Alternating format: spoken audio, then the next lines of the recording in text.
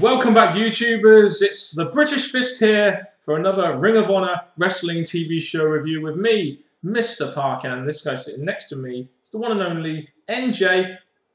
What's up? Indeed. Make sure you guys subscribe up above, like this video, and comment your thoughts on this ROH Wrestling TV show down in the comment section below if you watched the show, of course. And make sure you contact us in the links in the description box below. NJ, do you know why I'm wearing a hat in this video?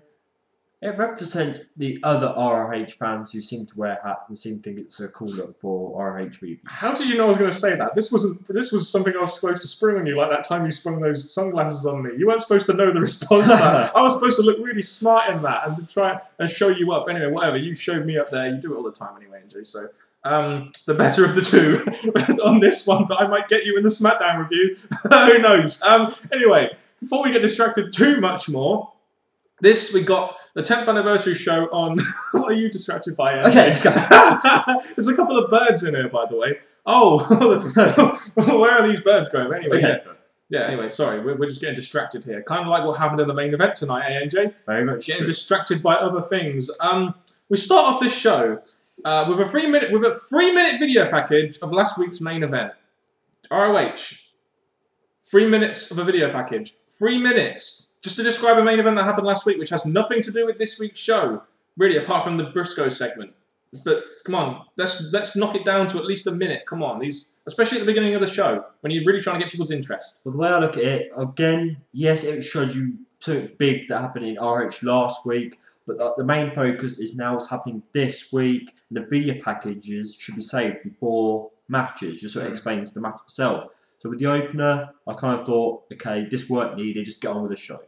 Yeah, we got the 10th anniversary show coming up this Sunday, so we got the Young Bucks. We finally see the Young Bucks on TV because they have a tag team title match of the 10th anniversary show against the Briscoes. We haven't seen them interact with the Briscoes at all, really, which kind of hurts the build to this match and the way I kind of feel about this match happening. It kind of makes me feel like the 10th anniversary show is just a filler pay-per-view, in my opinion. But we got some words with the Young Bucks who were, they at least addressed the Briscoes, even if they hadn't had any interaction with them in the ring at all. And Coleman and Alexander have a little bit of talk, and I just think to myself, just let Coleman talk. He sings. He sings. That was actually kind of entertaining. The guy didn't sit there and go, "This is going to be a good match." He actually sung his words. Well, the thing about that, with the Young Bucks talking, that was good, because obviously they're getting their say ready for their matches. Coleman and Alexander, again, with them, at first, when I first saw them, I just thought, oh, they're not the greatest tag team. But as time's gone on, with their odd appearances here and there, I am starting to get into them a bit more than I did at first. Yeah, indeed. What did you think of this match, though? They opened the show with a match, 5.5 minutes. Young Bucks get the victory. What did you think of the match? Well, it's a tag match, which ROH is famous for. And with this match, yes, the time was 5.5 minutes, and I'm thinking... It made sense with 5.5 minutes because, as we're going to point out, the match did have a lot of good spots from the wrestlers, which you do expect. Cause obviously, it's big in ROH, the spots that the tag team wrestlers can perform. It's wrestling, according to them. For some reason. And I was entertained by it just because, again, as they're famous for their spots, I was just entertained how they performed and how the match went on, but that was just me enjoying what we were given. Yeah, I mean, it's your typical Ring of Honor tag team spot fest match. I mean, I enjoy a spot fest as much as the next person, but I see these every time the Young Bucks get in there, and I don't see any elements of storytelling or any build up to a finish. I just see spot, go to the next high spot, go to the next high spot, go to the next high spot. There's more to wrestling than just high spots. Just saying, I'm a bit fed up of that. That's what irritates me about Ring of Honor. People say, Ring of Honor's the best wrestling. Well, yeah, they've got the best high spots, but they ain't got any fucking thing else. And that's the thing, because when it comes to ROH, yes, the high spots are nicely performed, I think. It's just that when it doesn't build up to anything. No, when it goes to the match, you do expect to see more from the wrestlers, so you can buy them into more just than their spots. So I personally like the spots, but it didn't really help the match as much as it could have. I mean, it's a major criticism I have about ROH, and it kind of reoccurs in the main event as well. But again, we have no Briscoes and Young Bucks interaction. You know, you could say, like, they only have an hour of TV, but they had a Briscoes in-ring segment later on in the night where I felt that maybe you could have introduced the Young Bucks. I'd like to see at least some interaction between these two. Maybe they'll be on next week's show, but we won't be reviewing that or watching it until after the 10th anniversary show because we can't. No, but it would have been good. 'Cause obviously, in other wrestling organisations, they have like wrestlers attacking and all this build up between two feud, and this didn't really have that. Instead, we got this Filler match. Filler match and the Briscoe segment later on. Yeah, Really I mean, the match at the pay-per-view is just a filler match because they won a #1 contendership at the Final Battle pay-per-view, and this is a filler match. But anyway, we got a backstage segment with Tommaso Ciampa basically saying that he wants Jay Lethal to win the title so he can be the first undefeated guy in ROH to win the world title. And I guess this kind of makes sense in the fact that Ciampa wants to win that gold, and he's kind of rooting for Jay Lethal, even though he's against him at the 10th anniversary show. We saw some interaction between them later, but we'll get more into that later. Your thoughts on Ciampa? I'm surprised that they don't just get Prince Nana talking for him. I mean, he's not bad on the mic, but why even have those guys there if the guy's just going to do all the talking himself? Well, with Ciampa, with this promo, I kind of liked in a way because he was talking serious. He was talking directly to the camera, getting his point across. But I just look forward to seeing what they do with him coming up in the future. Yeah, I know what you mean his TB title match against Jay Lethal at the 10th anniversary show. Well, that should be an interesting one. What are they going to do with the undefeated streak there? We had a Briscoes in-ring segment. It's nice to see ROH at least giving us some sort of promo segment as it kind of helps the show a little bit. But you have Briscoes coming out saying, it's them boys versus them lady boys, man. And this is why I love Briscoes. They're such an entertaining tag team. Yeah, it's just that you go out there and you think to yourself, right, focus on the Young Bucks, focus on the Young Bucks, focus on the Young Bucks. But it's like, they've got so many feuds going on.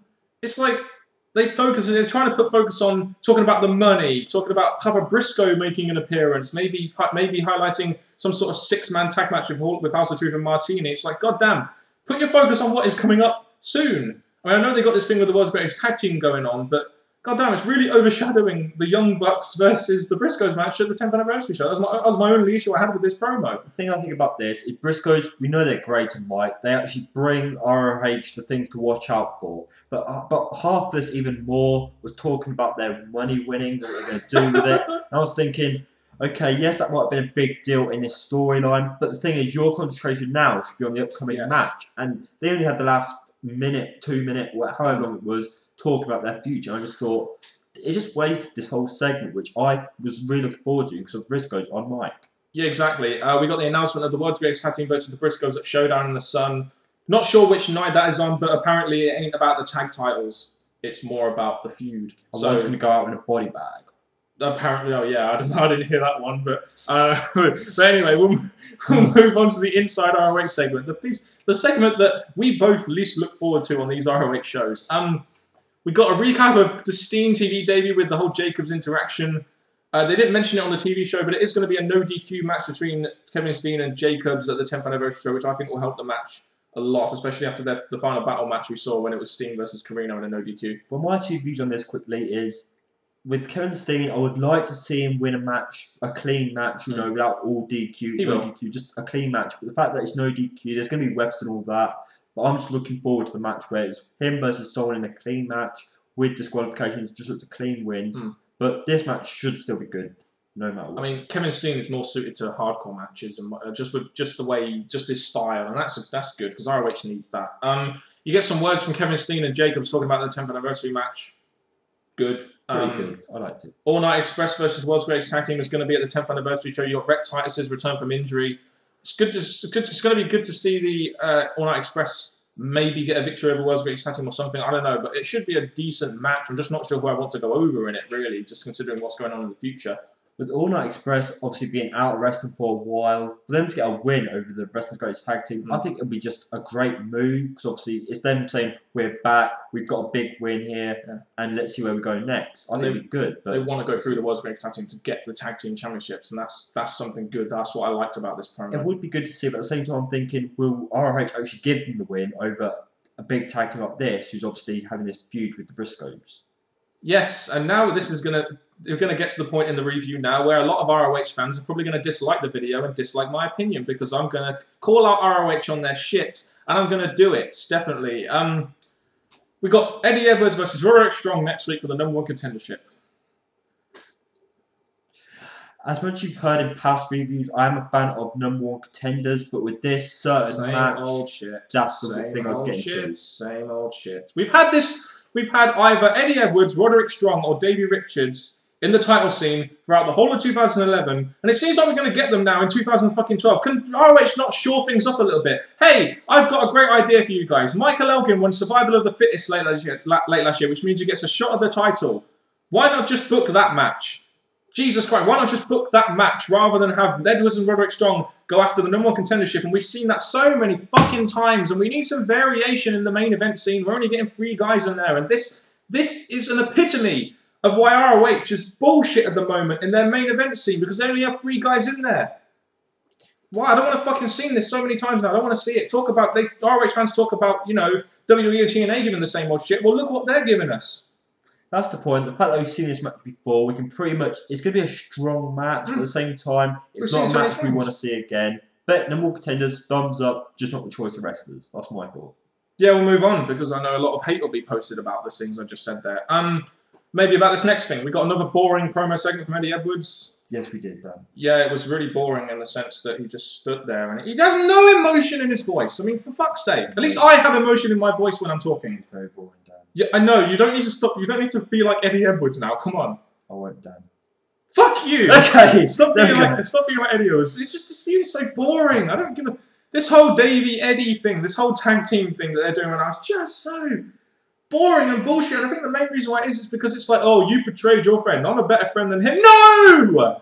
That's not how you draw heat. This is why the main event sucks and why the 10th anniversary may not get as high buy rates as well, because you've got no heat in this feud. We've seen Eddie Edwards versus Davey Richards so many times. The final time we wanted to see it was Final Battle. Hey, it's called Final Battle. I thought it was called Final Battle for a reason, but goddamn, we don't want to see this. And I think ROH, I don't know what ROH are thinking when they look at this. Yeah, they think, yeah, you've put on great matches in the past, but to continue it, it's going to really wear off the past matches because they're going to try and outdo each other. So I think they should just end this now. It doesn't really get me interested in the future of ROH, the product. Just saying. We've got Davey Ezra versus Roderick Strong again in a match.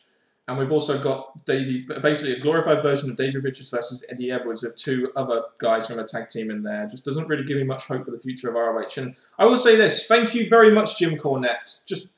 We'll say this, because me and NJ started watching ROH just seemingly as it got good.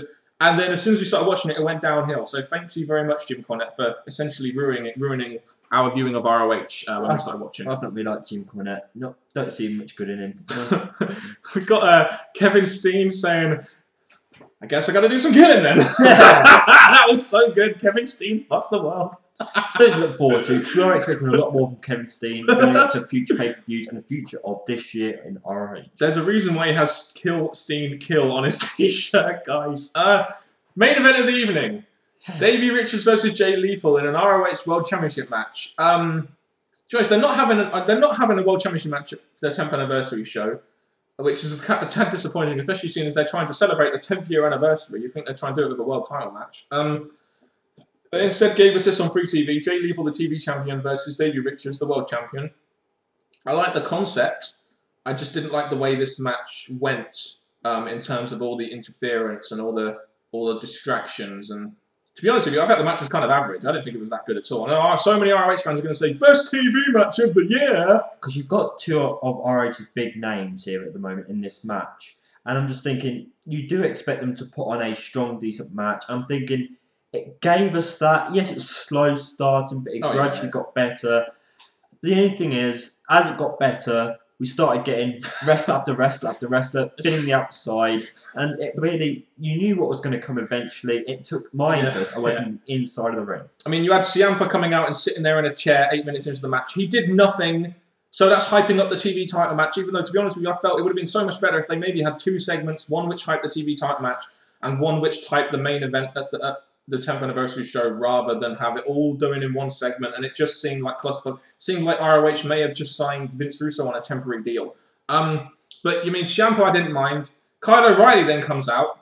House of Truth come out, who really don't have any reason to be out there. Then Eddie Edwards and Cole come out, and I appreciate they're trying to hype up the Davey Richards, Kyle O'Reilly, Eddie Edwards, Adam Cole match, but how much do you want to do in one segment? God damn. You know, we spoke about how bad it is, all these people coming out. The one person I would have loved to came out is Kevin Steen. Oh, fuck yeah, Kevin Steen coming out there would have been awesome.